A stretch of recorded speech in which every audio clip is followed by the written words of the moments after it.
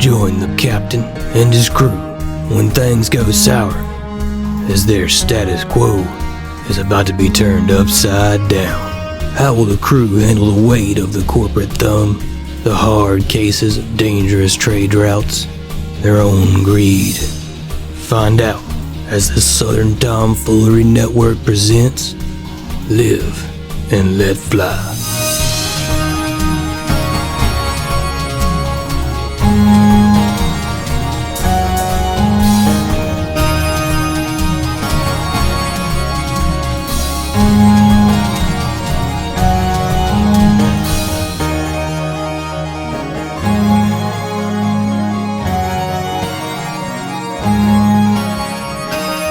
And welcome back once again to the Live and Let Fly podcast. How y'all doing, folks? I'm good. Oh man, I'm gonna have to start coming up with answers to this question. This is how you open it every time. Good. Got it. How you now doing, I have folks? to start coming up with some like weird ass shit to say. You need to just start. You need to just open, not even saying where it's just Hall & Oates. Just play Hall & Oates. Yeah. How are you doing? And just have a Hall & Oates song. Just have Hall & Oates. Yeah. You make Maybe that's what I'll do. I'll have like come 5 seconds of whatever my favorite song is. Queued up. Boom. That's it. Yeah, I mean, the thing is, like, I just really don't prep an icebreaker. No, I like it. I like it. I'm just getting into the mode now. I'm doing purple. How are you? Orange. I'm doing purple. Orange? What color is everyone doing? That's a good, yeah. Blue. Blue. Oh, you Oh, sad? why are you so sad? No, I see more as calm and serene rather than sad. Okay. All right. So like sky blue. Yeah, there you go. All right. How about you, Josh? What color are you doing, man? What color am I doing? Beige. Dick. Yeah. Yeah. Yeah. You're not wrong. How are you doing, Josh? I'm tan. Bitch, you're bougie. You're bougie. You're khaki. I'm beigey. Okay. Very good. Very good. What about you? I mean, what color are you doing tonight?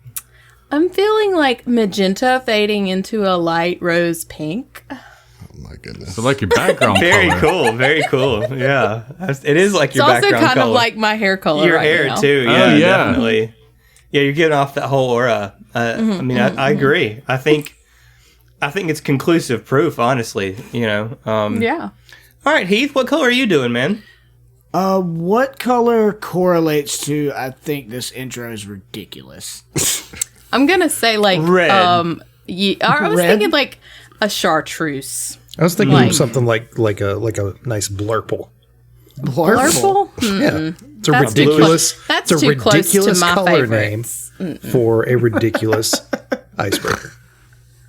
You know what? I'd say black because boo, Yeah. Heath. Yeah. Yeah.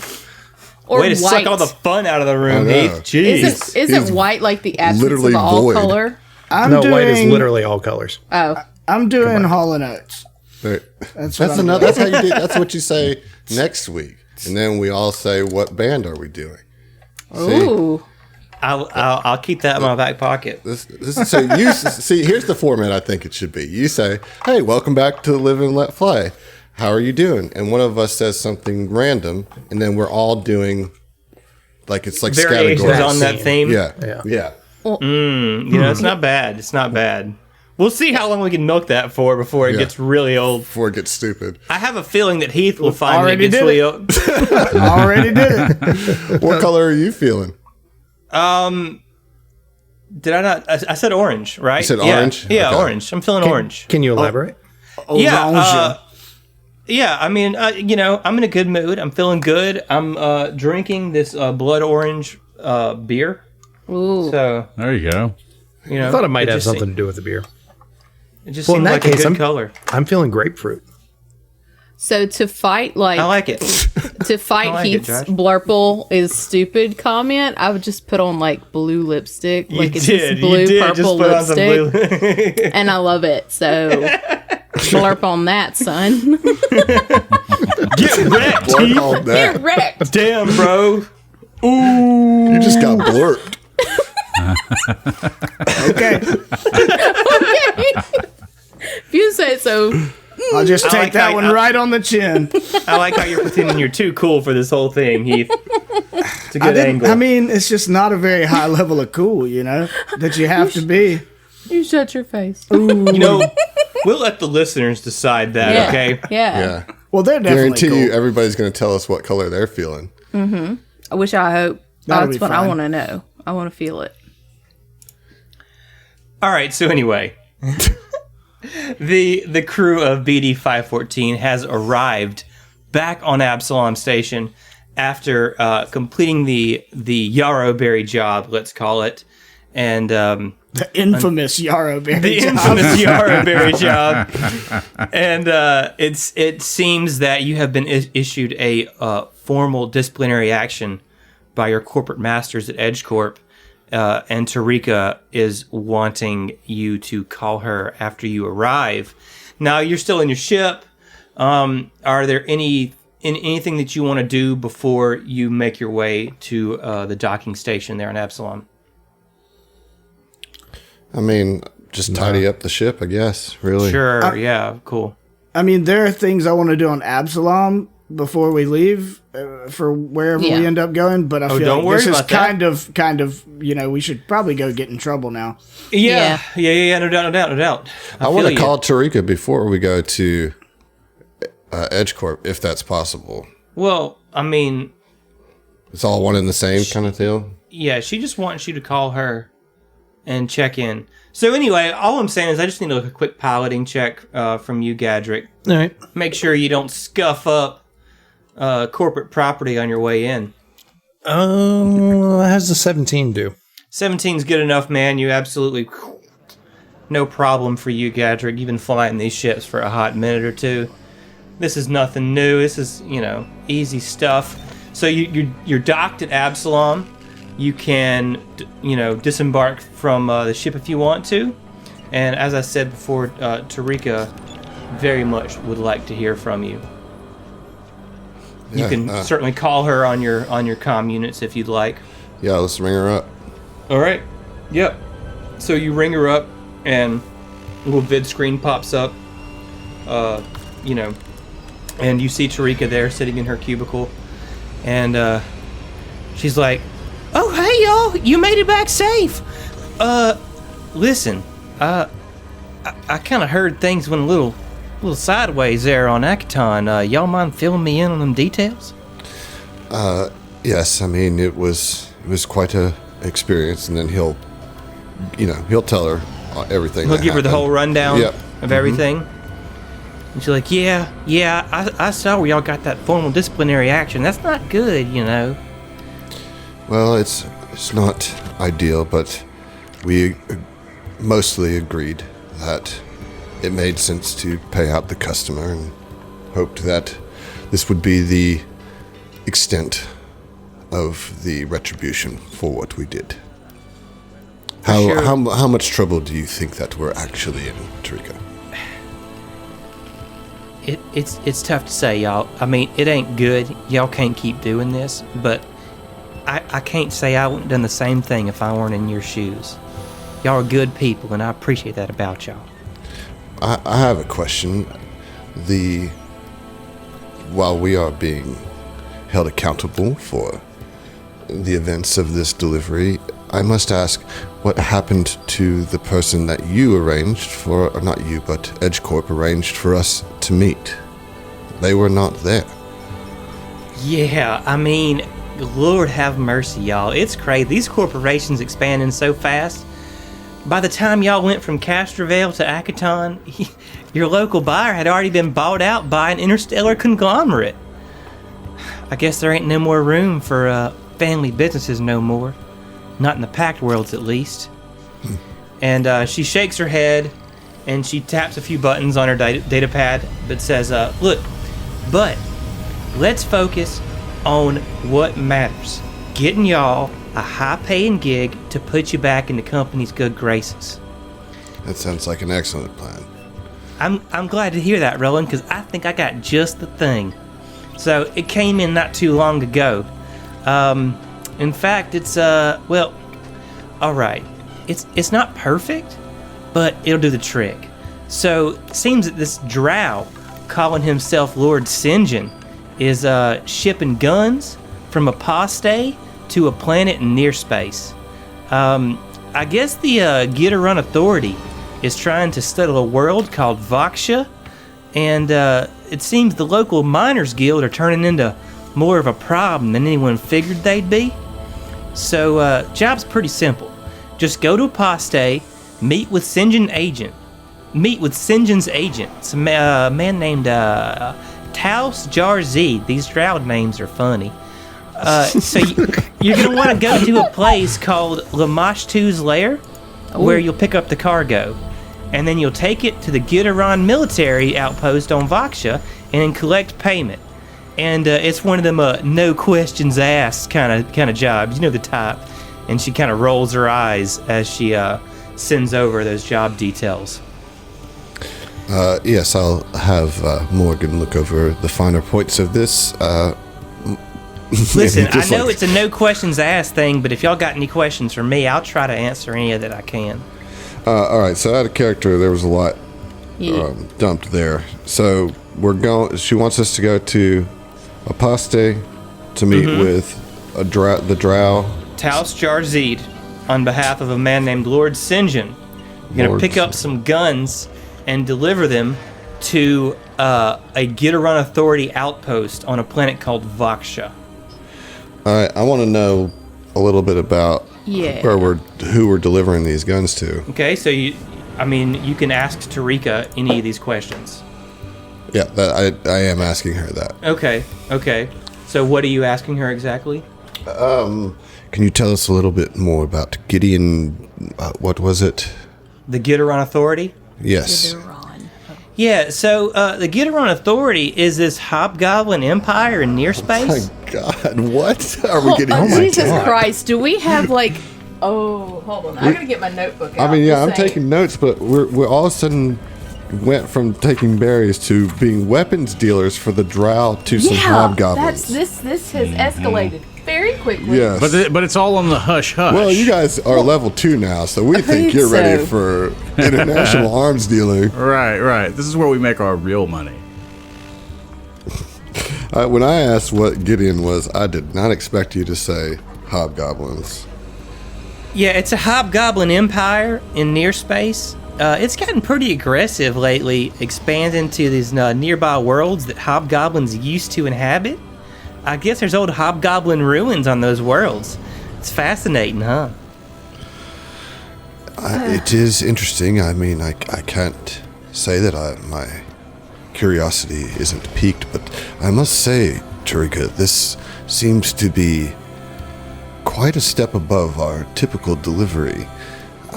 You are asking us to parley with drow and hobgoblins. Should we arm ourselves? Should we anticipate any sort of violence? Y'all, you know what is and is not against company policy, okay? I'm gonna leave it at that. What I asked is, should we expect it? I wouldn't think so. I mean, Lord, we're all doing business. It's not like it's illegal. I mean, right. Pretty much anything's legal somewhere these days, right? Aposte's economy is built on weapons trade. Making and selling weapons is what drow houses do. I understand. It's just all right. Yes, Morgan, you have something to ask. What is it, sweetie? First off, hi Tarika. It's been a minute. Hi, how are you? So good to see you. Always you too. So I have a quick question about this. Do you know anything else about this Lord Sinjin? I'm sorry, was that his name? Yeah, that's his name. Not a lot. I mean, only women can rise to positions of authority in a drow house. So whatever Sinjin is lord of, it must be something else. Anyways, he's not on Aposte. Not sure where he is, actually. That's why you're meeting with Taos Jarzid instead. Or Tarika. What is it, sweetie? This Lord Sinjin, did he ask for us specifically? Or was this just we were the closest dispatch? I just get funneled the jobs and hand them out. I don't know. Tarika, what about this Taos individual? What anything else you can tell us since we're going to be meeting with them? All I know is he's Lord Sinjin's representative, and you're supposed to go meet him at Lamashtu's lair on Apostate. Do we know what to look for? As far as description? I'm assuming he's a drow, but I don't rightly know. So no picture or anything of him then?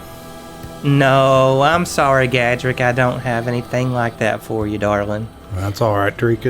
It's nice seeing you again, though. You too, sugar. All right. Listen, Tarika, you and I we go back a bit, yes?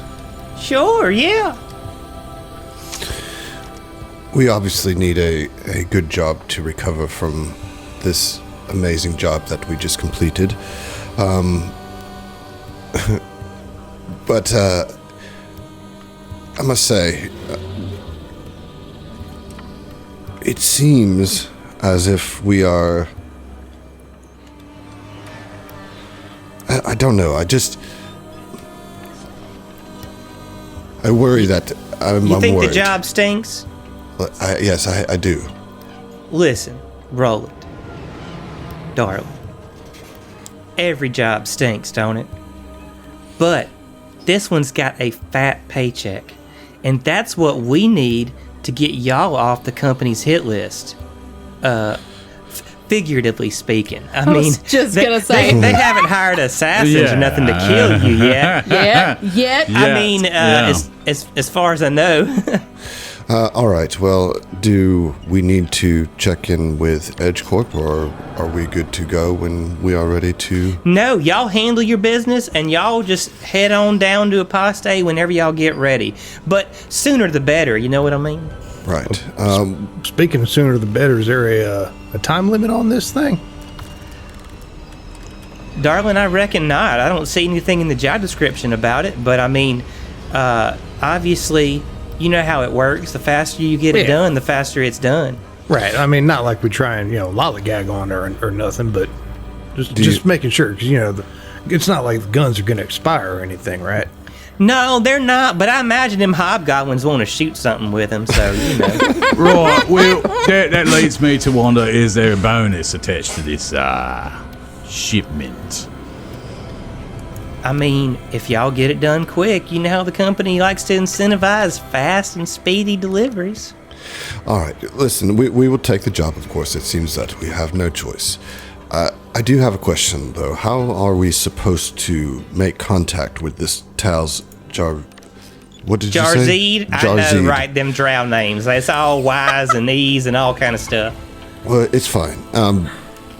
How are we supposed to make contact? We don't know what he looks like. We don't have a specific time to meet them. We're leaving at our own pace, as you said. How are we going to... Do you have an email or a number that we can call? I got a location, right? It's a bar called Lamashtu's Lair. That's all I know. I reckon when y'all get to Apostate, you can pull up the infosphere and figure that one out pretty quick, though. All right. Okay. Well, thank you, and I would ask that you please pass on the full details of the last job that we had to whoever your managers are, and we will handle this job and regain our composure, our position within EJ Corp. Yeah, I mean, I'll write my report up, but, I mean, I feel like they already know the deal. Apparently, if it weren't for that glowing review that Pratt sent, y'all'd be on the chopping block already. He just, looks over at Vincent. Oh. Vincent just rolls his eyes, very visibly at this. All right, y'all got any more questions for me? Well, I got one for you. How are you doing? Oh, I'm glad you asked. I'm good, Gadrick. I mean, they keep me busy down here, and she motions around to the cubicle around her and everything. But I'm glad to have a steady job. It's hard out here. Yeah, it must have been nice, not running around everywhere. You want to trade places? I thought about it once or twice, but I don't know that an office job's the type for me. Oh, I already know, Gadrick. I know you too well. I'm just joshing you. No, I'm just joshing, because that's who's controlling me. Oh no! I'm no, This beefing is you. getting real meta all of a sudden. I don't want to see Right this now. line of Thing got conversation. terrible. Yeah. Oh shit! All right, anyway, listen, if y'all have any more questions, y'all just shoot me a line, okay? I'll be around. All right, honeys, we'll see ya. And the video Well, goes that's a blank. short episode. I know. Shit. All right, bye. No, man. unfortunately, we're still gonna keep going. I'm sorry, everyone. I wish we it could gotta- end with Tarika's nice, sweet drawl. Yeah, every time, but it's not always gonna work out that way. So you gotta treasure the times that it does. One of us could just record her saying that, and then whenever it comes It's close already to time, been recorded, you Josh. just We just recorded it. no, in character. In character, we have it. We'll see you at least 3 times now from Fair, Tarika. fair. We So then, yeah, we sampled just it. play the sample of that from any time it's like, man, I really miss Tarika. Well, see Yeah, it's ya. like some horrible cliffhanger happens, like one of us is dying or something. And it's just, we just play it. I will see you. Being mangled by some creature, and it hits Yeah. a button on your comm unit that just plays that little sound clip. Yep. Yep, I love it. Okay, so yeah, you've got your next job. You know what you have to do. You can certainly discuss that amongst yourselves after getting this information from Tarika. Of course, all of this info is in fact in your like job detail description that she sent over to you. You each have a copy of it if you want to go back and review it anytime you need to. If you want to discuss it amongst yourselves, you certainly can. I imagine that there are a couple of you who don't feel quite right about this job. Yeah. Yeah. Yeah. Definitely one. Yeah, Yeah. definitely. I mean, I don't have like a particular reason, but the captain wants Tarika down, and I guess we're like, where are we on our ship still? Yeah, No, We're you're just not on on the your ship. station. You have disembarked. You are.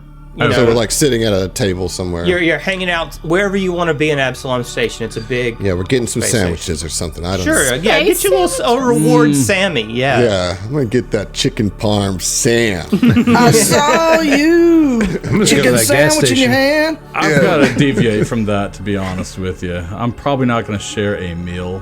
Well, no, like what I'm saying, okay? before everybody splits up, he would want to like say to the party, like he would like, hey, we would want to talk about it. Now. If you want to leave, you still can, but he would say like he wanted to talk to the crew about the gig pretty quickly after hanging Okay. up with Tarika. He'd be like, all right, look, gang, I've got a bad feeling about this job, and I can't really say why. I just, with weapons comes violence. I've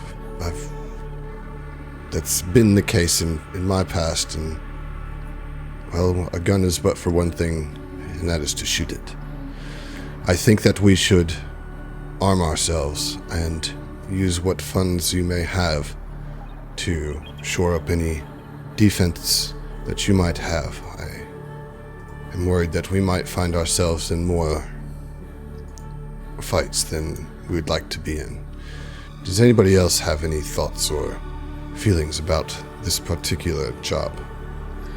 So, I mean, as far as like the job itself, Morgan is not particularly jazzed about it, but also, I mean, it's a job. But is there, would we just know about apostate, about like the drow houses, that kind of stuff? Like, because Tarika was sort of rambling that off like it was just common knowledge. Is it in fact common knowledge? Yeah, I mean, it's I mean, really they're common Pact knowledge. Worlds. If you're Okay. in the Pact Worlds, you know what the deal with apostate is with the drow houses, that they're involved in the weapons trade. Would like that name, that Lord St. John, or even the other one, Tao's Jarzid. yeah, that one, like, would they come up anywhere on like the infosphere if we did like a quick Google, or could Morgan roll for anything to know anything about them? I don't know. I'm just trying to shore up some information here. I will say not much. Okay. You're not going to get much from the infosphere on any of those hits. Well, we kind of got the idea that him calling himself Lord was like a self-stylized thing anyway. So like, yeah, Tarika has informed you that, and this is in fact true, that Drow society is matriarchal, and so only women can become lords of anything, right? That if Sinjin is a lord of something, it's not a Drow house. Yeah.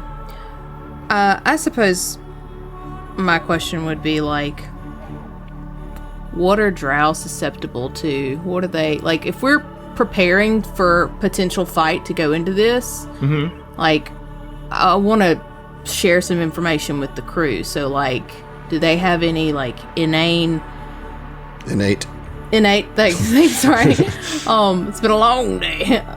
Any innate abilities or immunities or anything like? Captain's literally just telling us to shore up our defenses and get some weapons if necessary, so... I mean, there's not a whole lot that I'm going to give you on that, Emily. Yeah. Like, the only thing that I will say is that, you know, that Drow are, you know, kind of light sensitive. There you go. That would be good common knowledge. Okay. Yeah. Nice. Listen, you're all focusing on the wrong aspect of this very problematic mission. The Drow, disreputable as they are in the business of selling guns. If you are distributing guns for them, they're not going to mess with you. They want you to sell their products. The problem is the Gitteron Authority. This will not go well. You have a bad feeling about this for very good reasons. Well, please tell me, what is it about the Gideon Authority that you know, Hestia? Well, as you may recall, I am from the Marixa Republic. The Gitteron Authority is the nearest star system, is in the nearest star system to the Marixa Republic. And for years, Marixa has been building their military specifically for the possibility of war with the Gitteron Authority. They are warmongers. And they are my people's, the closest we have to a sworn enemy. I've lived my entire life paranoid that any day my family, my friends would be called in for military service because of an attack from the Gitteron Authority. And we're going to be delivering guns to them. That is the mission, yes. Of which I hate to say, for I feel I have evolved with all of you, and we have all evolved as friends and a crew, but I want nothing to do with this mission. Yes, that is quite understandable. I wish you had spoken up whenever we were talking to Tarika. I can't imagine asking you to accompany us on this job, but I do not want to lose you as a crew member either. Is there some... Well, it's up to you, I guess. I want nothing to do with selling guns to the damned Gitteron Authority. If I go, it is to ensure that they do not double-cross and kill all of you, which they very well could. The Gitteron Authority are known for their violence, and this extends to so-called merchants. There's no reason that you can deliver these guns and then they want to keep the money for their war efforts and just kill the deliverers and keep the guns. Well, I mean, aside from potentially getting more deliveries later, I can't see anything that would ensure our safety. And Yes. to be honest, we are already, as Tarika so lovingly put it, on the company's hit list, so it wouldn't be a huge issue for them if we were lost in the midst of all this. It sounds to me like they're just trying to find an easy way to get rid of us. I don't like it. Well, we don't know that to be true, but it is, well, things seem to be stacked in a certain direction. The Zach fact is, the company does not give a shit about any of you, any of us. That's for damn sure. Neither do the Drow, neither do the Gidderan Authority. Captain, you've got me saying Gideon. None of these people would bat an eye if we were all brutally murdered. Which may well happen.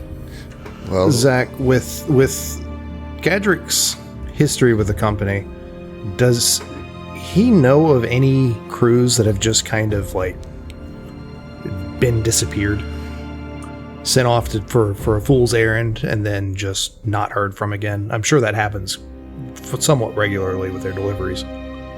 I mean, it certainly happens. I mean, jobs go sideways all the time. It's it's a hard life, dude. I don't know what to tell you. listen, you all have made very good points. Vincent, you have not spoken. Do you have any thoughts on the matter?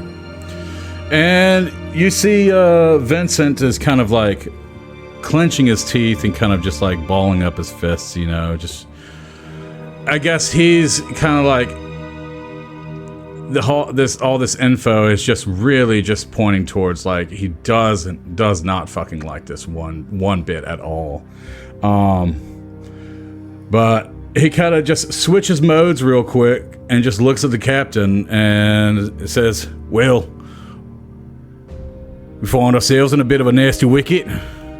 Suppose before we go and meet our potential maker, I'm gonna go get fucking drunk." And he's gonna walk away. All right. So he looks. Roland looks to the rest of the crew and he says, "All right. What is our options if we do not take this job?" To be fired immediately. Have no income. Well, this is true, but as Hestia has said here, this could be our lives.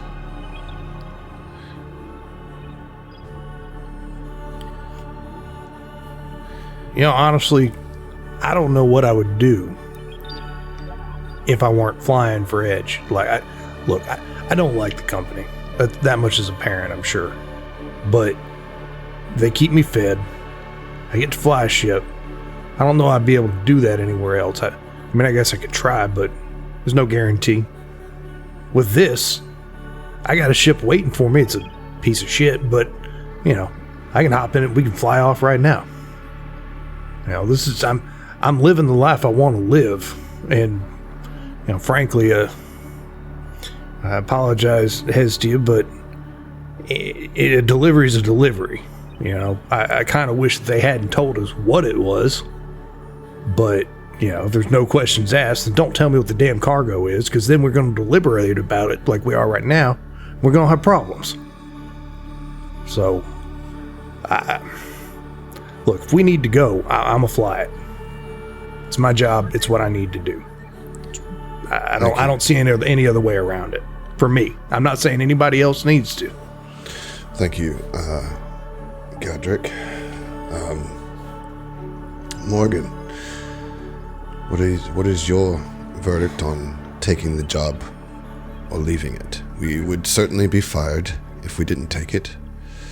Perhaps ruined beyond that. Okay, Emily has a dumb question. Is this like the only option that we have? Is this the only job available? Or is this just like the fanciest, flashiest one that would get us out of shit? It's the only one that'll get you out of the shit. Right. Like, she framed it in a way that's like, hey, I found your job. No, EJ Corp said, all right, they fucked us. They're doing this job. Like, I don't know if they're intentionally sending us out there to get killed, but when that was brought up, Adam feels like that could be likely. A possibility. Yeah, possibility. All And for so, yarrow berries. So Roland is still somewhat idealistic, but he is thrown off by Hestia's reluctance, and it's really hard for him to drag Hestia along on a gig that is so personally like antithesis to her, Listen, you make whatever decision you must make for your own benefit, well-being, and livelihood. You are my captain. I will abide by this decision. I may not like it. I won't like it. And I won't be going, as far as I'm concerned, as the deliverer of these guns. If you decide that we must go, I will follow you. I will be on the ship. I will go and get guns, weapons for me and for Mantis, with full anticipation that those guns will be needed to save your lives. All right. Everybody, take the rest of the day to go about town, get drinks, get whatever supplies that you might need. I need some time to think, and we shall reconvene for dinner tonight at 7 o'clock. Hi, Captain. Yes. And Morgan would just kind of shake their head and just, never mind. Morgan, what is it?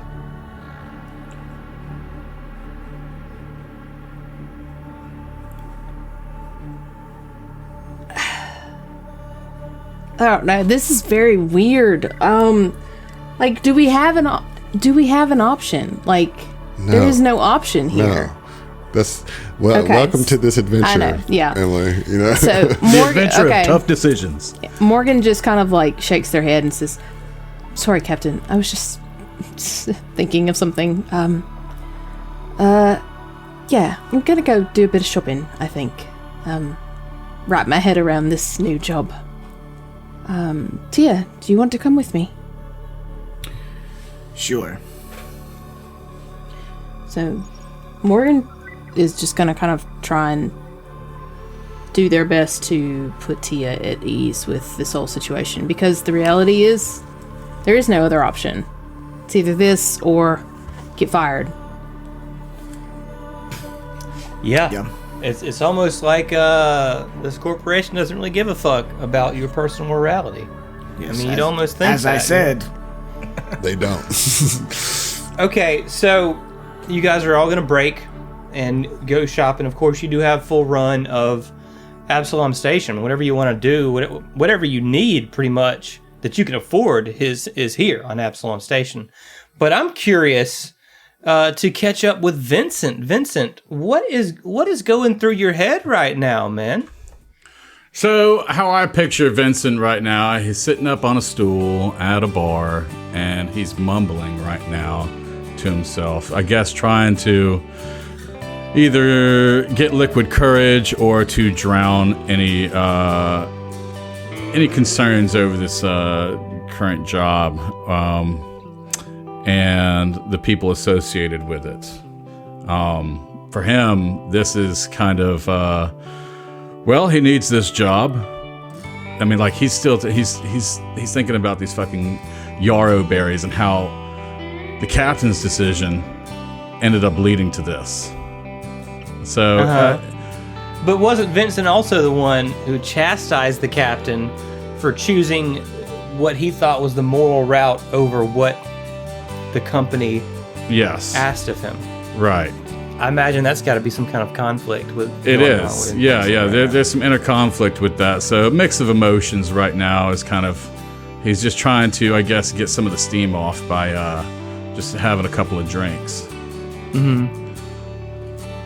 No doubt. Absolutely.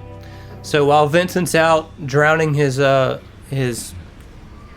hesitance, let's say, in drink, what are the rest of you going to do? I'm going shopping for armor. Same. Okay. Yep. All right. So I'm gonna get Just a suit of freebooter armor 1. Okay. Same.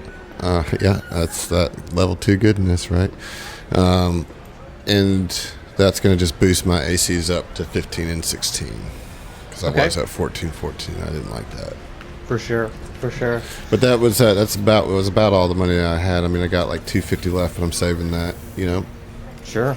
Yeah, I'm shopping wise getting that same set of armor and buying some ammunition and as many healing syringes as I can afford. Which is probably not many, but maybe one. I don't know. I'll have to look at it. So, Roland and Gadrick head to the armorer. Vincent's drinking. Vincent, did you want to sober up eventually and go shopping at all while you're here?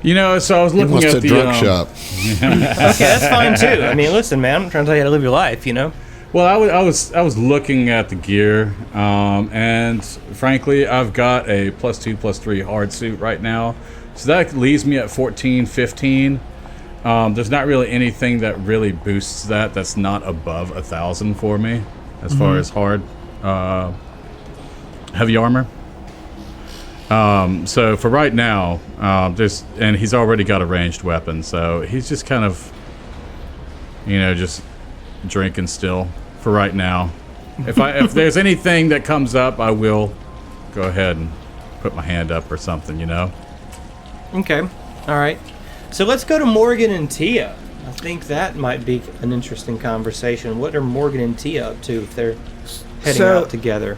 So as soon as we kind of walk away from the group, though Tia was, quite serious, maybe sullen, once they get a little bit away from everybody, she seems to get like pep in her step, just determination seems to overtake her. She walks quickly and she turns to Morgan and says, first, would you accompany me in finding a local farmer's market so that I may sell my berries? Of course, love. Let's go. And maybe we could find a nice healthy snack. Sounds wonderful. That's she's gonna do something nice for herself, make a little money, munch a carrot or something. Just because I want to make that money. Am I gonna get full value for the Yarra berries are starting to turn, man. I'll tell you what. I'll give you 400 credits for them at a local farmer's market. You got a merchant says, aren't they 500 credits a barrel? Yeah. Yeah. I'll give you 400. I can probably bake these into a pie or something. How about 400? Sure. Okay. So you can add 400 credits to that. Yeah. So, yeah, I mean, I think that, other than making a little money, it's also, I think she just wanted to kind of walk around somewhere kind of nice and, wholesome, like a farmer's market, just to help clear her head and maybe talk a little bit with Morgan before, which she would tell Morgan, I want to go and buy some weapons after this, but, before we go and do all the lock and load kind of heavy shit, this is just a way to clear her head, kind of get right with Hylax.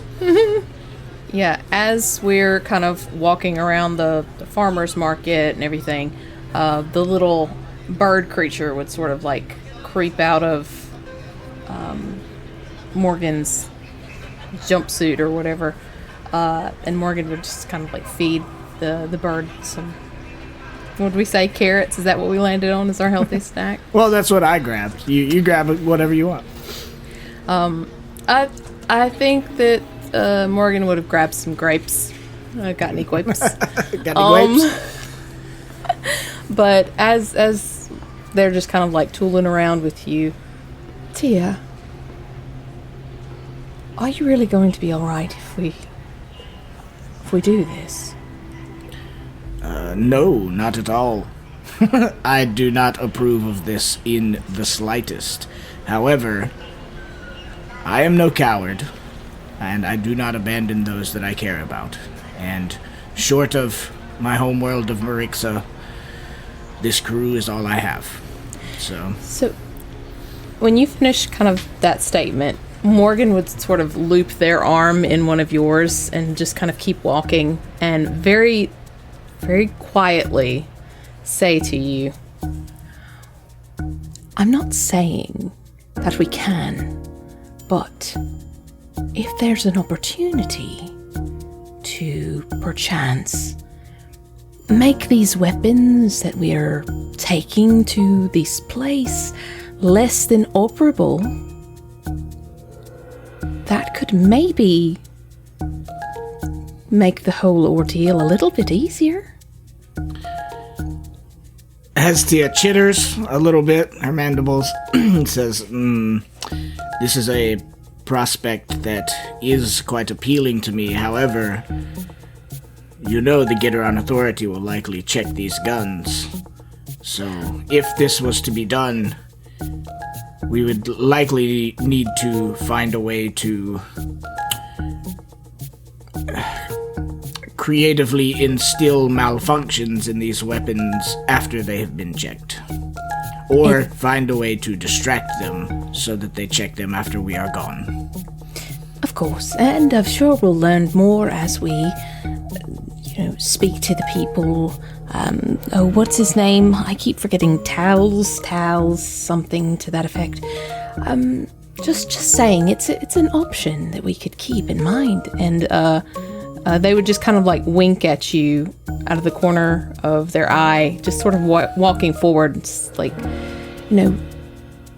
as our good friends Tarika said, there's we're just carrying the guns. We're not going to be the ones that made them. So who's to say it's our fault if they malfunction? Indeed. Perhaps their ire would be directed at the drow, for whom we have no love or concern. Just a thought. And Morgan would just kind of like pipe down after that and just kind of keep feeding grapes to Saoirse. Yes, much appreciated. And yeah, I think they probably, walk around a little while just enjoying the, simulated breeze or whatever they have. And after a little while, Hestia says, well, I think before dinner this evening we should head to a weapons shop.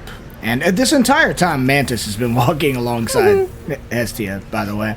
Probably drawing a few looks here and there. Morgan tries to feed Mantis a grape. Oh, I apologize. She is not an actual praying mantis. I just wanted to be polite. She uses her AI to have it simulate biting it.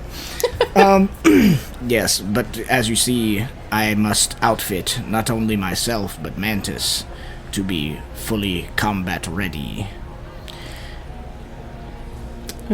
We go buy some armor, and I love this. I'm sorry, I just have to set this scene, and Heath, you can correct me, but while you're getting your armor and everything that you need for you and Mantis, Morgan would be doing the same. And the one thing that I do want to call out that I am purchasing that just tickles the shit out of me, it's a collar. It's an environmental field collar. Okay, what's that do? So it basically gives the same effects of armor, environmental protections to your companion creature. Okay. So yeah, Morgan would buy this tiny little ring and just kind of fasten it around Saoirse's one of her paw claw things, because as I've said, she's a combination of a gosling and a kitten, so it's great. Don't even worry about it.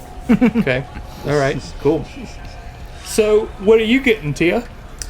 Yeah. So, my primary focus was weapons because I had to focus on weapons for two different characters, basically. Mm-hmm. I think Hestia goes to. For armor, I got a second skin. Just it's what I could afford. Just a little bump to my ACs. Same. Okay. And it second skin just kind of fits under other stuff, like coveralls or whatever. When she gets to the arms dispensary or whatever, she looks around for a while, and Morgan might notice she seems like really adept with all like every weapon that she picks up. Like she like cocks it, racks it, everything. Like she obviously knows her way around guns. Like she has training with every single type of firearm. And after a little while, you can see she seems kind of concerned, likely because like she has such limited funds currently and has to buy 2 sets of weapons. And after a while, she picks up this rifle, and kind of cocks it, runs her hands along it, and says, I think this will do nicely. And it is an acid dart rifle. Okay. Yeah. Nice. So that's a lot of fun. It does corrode as a critical effect, which is like burn but with acid. So Nice. Nice. yeah. So she gets that, and you can see kind of an almost angry or vengeful glint in her eyes when she handles and purchases this weapon, likely thinking of the possibility of shooting Getter on Authority hobgoblins with it. And then, after that, she goes to the proprietor or whatever and says, all right, well, now I need to find something for my friend Mantis here. So where are your advanced melee weapons? And I got a tactical Dashko for Mantis. Okay. Nice. Yeah. Nice. Nice. It's unwieldy, but it's a level 1 weapon that does a D12. Whoa. That's nice. Yeah. Nice. Yeah. And again, she's like, yes, this will do nicely. I feel like a Dashko is a good fit for a mantis as well. Like, it looks the part. Yeah. Yeah, I mean, you could just like install it on one of its claws, essentially. No, it's a two-handed weapon, so you have to hold it with both hands. Okay. The cool thing about the drone like melee arms is that you have to have 2 to hold a two-handed weapon, obviously, but they can't be disarmed. Oh, nice. Because you install it. Yeah. That's cool. Yeah. Okay. Well, everyone, I know that this was a difficult gig to accept. Well, we haven't accepted it yet. Oh, okay. I do want to say before dinner happens, before we get back together, is there like, I'm sure there is, we're in Absalom Station, like someplace that Roland can go and just look out at the stars? That's kind of like a quiet place. Sure, yeah, like an observatory or a sky room or something like that. Yeah, something like that. So Roland is thinking pretty heavily about this job and particularly about Hestia, and he's just sorting some things out in his mind and trying to figure out how, he's got to lead these folks that he's really starting to come to respect and like into what he thinks is going to be a very dangerous situation. And he just thinks back to a time in his youth where he was in a similar situation, and it was like one of the first times he was ever assigned a leadership role. And maybe I'll get into the details of that later, but he just kind of rubs his face right where the scars on his nose are, and he just spends the hour and a half or so before dinner just kind of meditating and thinking and looking at the stars and remembering. Okay, very good. So, everyone, for my part, I will outfit you all with an extra D30 to use as an inspiration roll. Oh, nice. If you want to, that should put you all at 3, I believe, which you may want going into this mission, since you all seem to be quite perturbed about it. But, yeah, good RP there, everybody. I really enjoyed those scenes. However, we're getting down to, we got to the rubber dinner. meeting the road here. Yeah. So we all get to dinner, right? Imagine I sent a message out to Vincent to let him, since he stormed off before we said it, but I sent him a message to tell him when and where to meet us, and everybody comes around for dinner, and he says to the crew, he says, all right, I have made the decision that the crew, or that this ship will take this mission, this job, and I will captain it. Each of you and do make the choice as you see fit. I would like each of you to be on this crew, as I have come to depend on you, and I feel that as we are just gelling as a starship crew. However, and he looks directly at Hestia. He says, Hestia, I am aware of how important choice is to you. And a choice such as this could never be mine to make for you. It is up to you whether or not you will join the crew of the BD 514. I would like you to have your seat. I would like Mantis to join us. We could use the help, I think. But I would understand if you could not join us on this trip.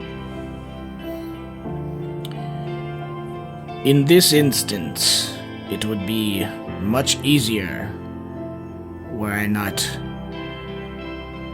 a Sheeran and so disposed to the value and importance of choice. It would be much easier if you simply gave me the order. But if that is not the case, as much as it goes against much that I hold dear, I will choose to join you. I want to reiterate, I do not join you in the capacity of an arms transporter. Consider me for this mission, at most, a bodyguard and a confidant. Thank you, Hestia. I value the choice that you made. Yes, well, while I do not mean to impose my values upon that of the crew or my religious leanings upon that of the crew, having made this choice, I ask a choice for you to make, which is, would you mind, before we have this meal and depart on this undeniably dangerous journey, to join me in prayer to Hylax? You see Roland's little wolf lip kind of pull back just a little bit, and he yes, but of course, and he nods to everybody else. Yes, we will all pray with you, Hestia. Yeah, and I imagine she's in between Morgan and we'll say Gadrick. And she puts one hand down onto Gadrick's shoulder, one hand over onto Morgan's shoulder, and says, "O forever queen, though these, my friends, be not of your flock directly, I am.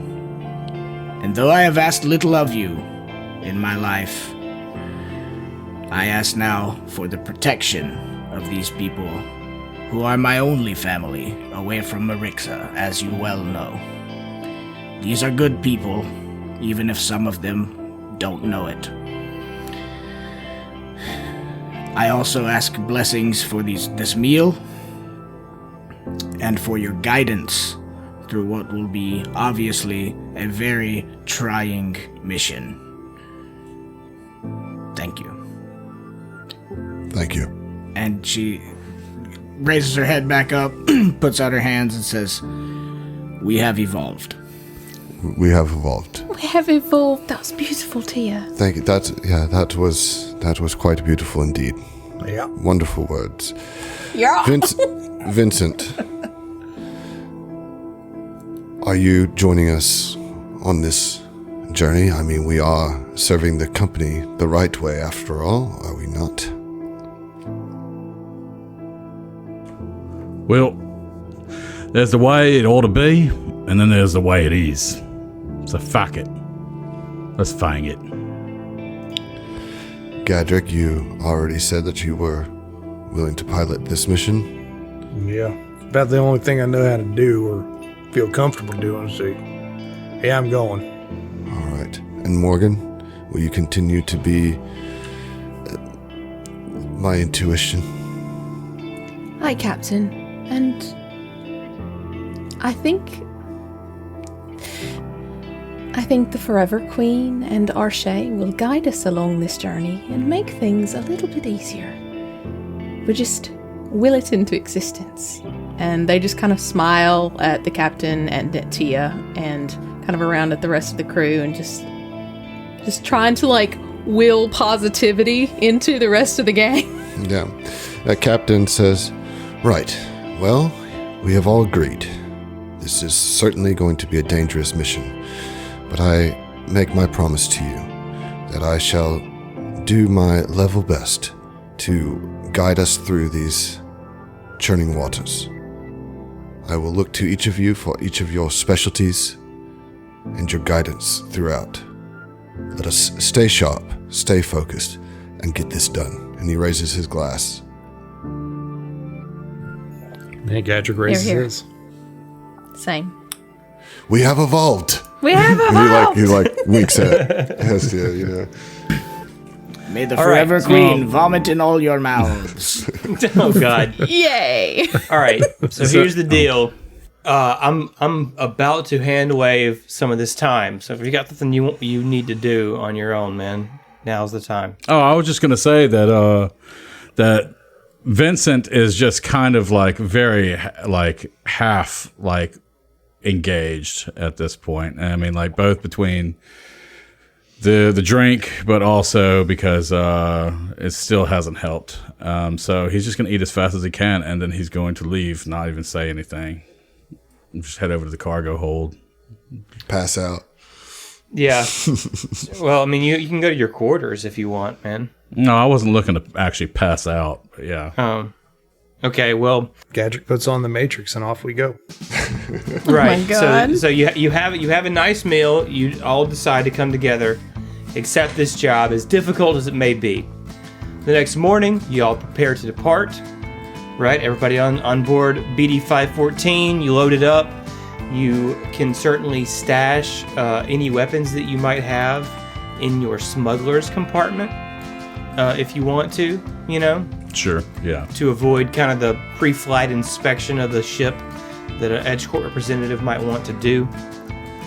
And you get ready to head to Apostate. So Gadrick, give me a piloting check, man, as you plot a course. All right, let's see. That's a nat 20 There you go. Oh, for Nice. a 31 piloting check. So Gadrick's excellent flightsmanship, if you will, is going to let you get there in a single day. Whoa. A single day. Holy You'll arrive shit. at Apostate. So it's a very short drift trip. Does not take long. Oh If you, my God. I feel like we've covered any kind of conversations that you'd want to have or anything like that, right?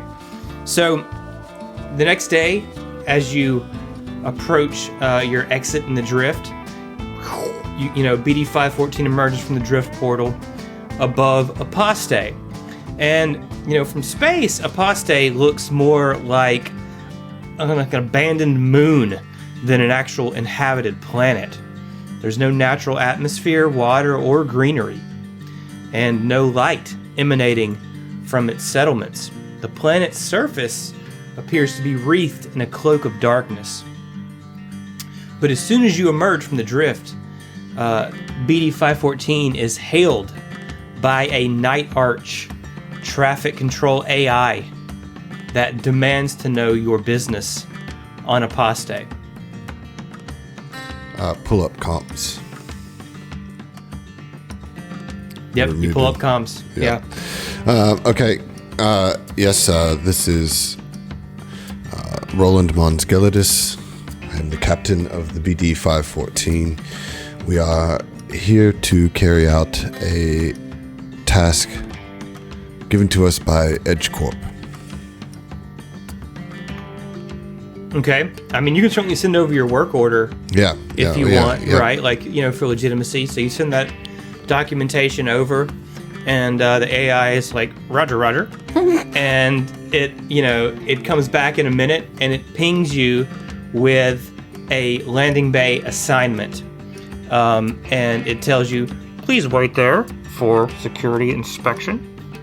Yeah, guide the ship into landing bay 72. Yeah. Or whatever it is. I 72. don't know. Yeah, 72 sounds good to me. Beautiful. So real quick, I would like to show you guys some pictures of Apostate. I would like to see some pictures of Yeah. Apostate. Yeah, real. cool. So this is Apostate from, as you said, it looks more like a moon than an actual planet. Oh, wow. Okay. But as you, I'm gonna roll that natural 20 over into your piloting check to land the ship as well, Gadrick. But as you start to approach Apostate, you see these nightshade towers of Night Arch jut into view, surrounded by great halls, smaller domes, other kinds of enclosed buildings. And I've got a picture of kind of the city of that as well. So give me 1 second. Oh, wow. Oh. Yeah. Looks pretty awesome. It's a cool, dark kind of... A lot of purples and yeah. Black and blue. Hazy, foggy. Yeah. Lots of like finned structures. Yeah. It's very Yeah, cool. absolutely. Yeah, it's got a cool vibe. It's Does. dark and kind of creepy, but it's cool too. Yeah. Kind of Blade Runner at the same time. Yeah, absolutely. It's like gothic Blade gloomy. Runner. Yeah. Yeah, Cool. so you make your way to docking bay 72, and soon after you land, you are met with a group of 4 drow enforcers, and they are there to do a quick inspection on BD 514 in the interior. All right. I mean, Right, then open up. We're here to check your ship out.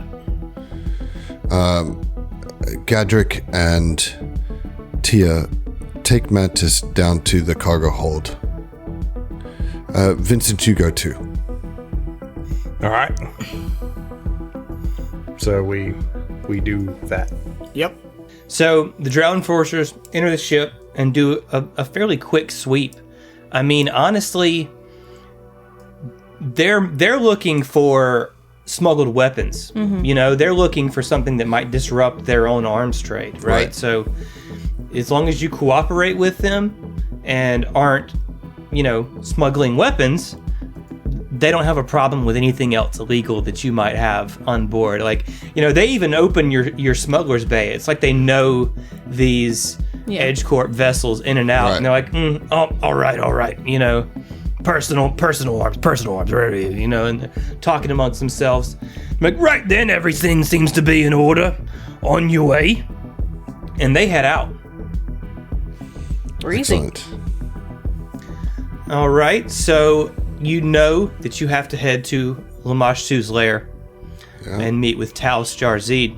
If you want, you can look up on the infosphere where Lamashtu's lair is. All right. Do that. Google Yep. it.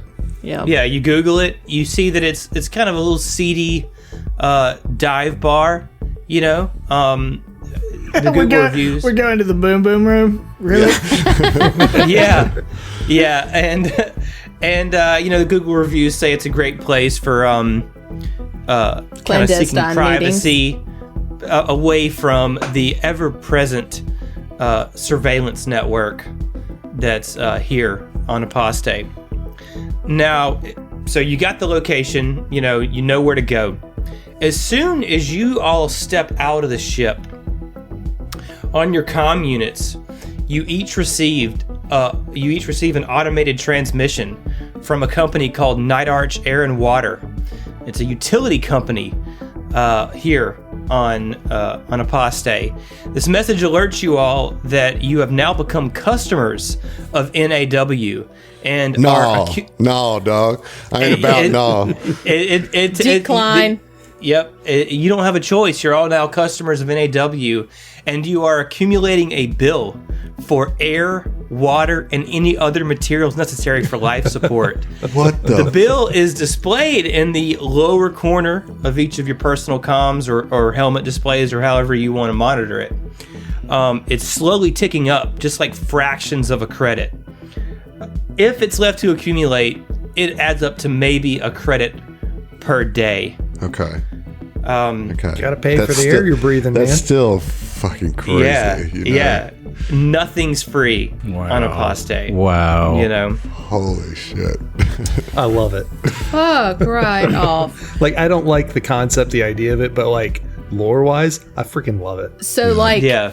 y'all ain't even gotta roll nothing. As soon as like Morgan sees that, they kind of have a like a mini conniption fit. Like the fact that we're being charged to just exist boggles their mind, and they just kind of like lose their composure for a second.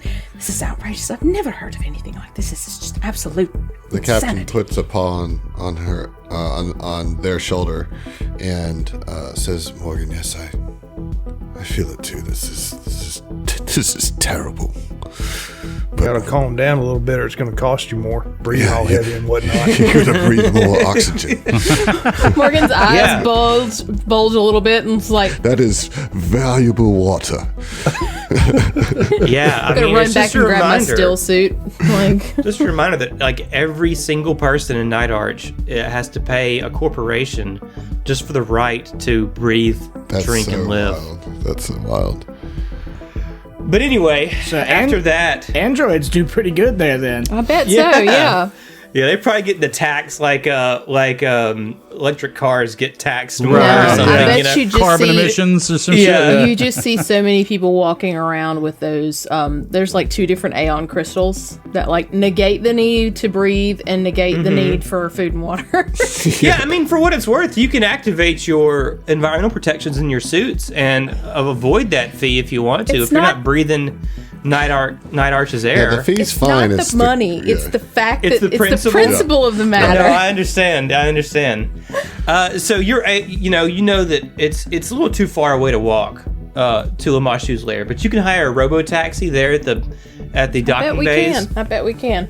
It's cheap. It's like a credit if you want to get a robo taxi. It's just one Head day's over air. there. It's just a day's air. I mean, really, it's a steal. We do that. I Okay. guess. Yeah. So Scooch over, make room for Mantis. absolutely. So you make your way into to Lamashtu's lair, right? And as you step in, you hear some muted conversation and the stench of spilled alcohol just permeating this place. The light is quite low. You see travelers of all species, though mostly the local drow, orcs, and half-orcs. They're all sitting at tables of thoroughly stained aluminum, nursing their drinks and keeping to themselves. Across the room, you see a pitted bar counter, and it has like black aluminum stools lining all around it, just beckoning those eager to drink their sorrows away. Behind the bar is a brusque-looking half-orc who eyes you curiously. Fuck you. No. Just curiosity is not a bad thing.